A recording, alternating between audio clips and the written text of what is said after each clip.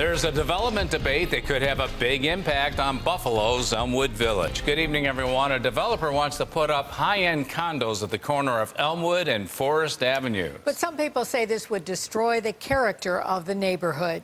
News 4's Kellen Gray was at tonight's Neighborhood Association meeting. Kellen? Jackie, Don, dozens of neighbors packed into Buffalo Seminary tonight to hear what the architect had to say. Some spoke up in support of progress, praising the idea, while others argued the developer should preserve history by restoring the buildings already standing at the corner. The entrance to Elmwood Village is at stake. That corner has always been an artist and musicians corner with Mondo Video, home of the hits.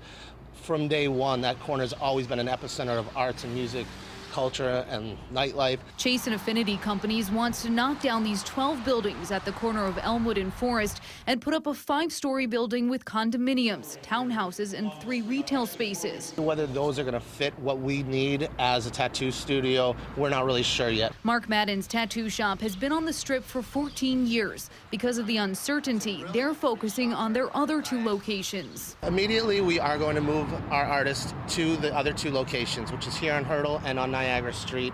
And then at the same time, we're also looking for other options on Elmwood. But he says they still want a timeline, so they packed into a meeting to hear where the project stands. The architect says they're collecting feedback, but hope to build at least 50 condos.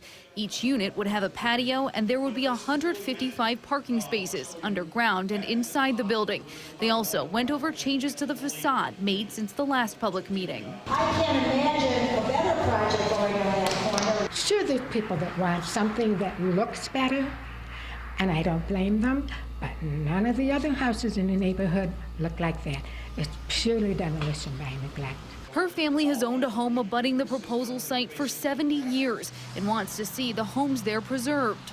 They're not going to come to see condos, okay? They want funky looking, artsy stuff, or maybe a little boutique here and there.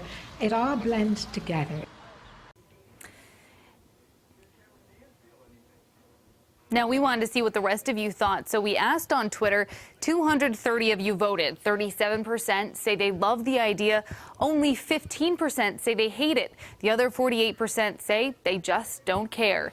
And again, this is just an idea right now. The developer has not submitted its proposal to the city yet, but once it does, it will have to go through the Planning Board and Zoning Board of Appeals before a decision is made. Reporting in the newsroom, Kellen Gray, News 4.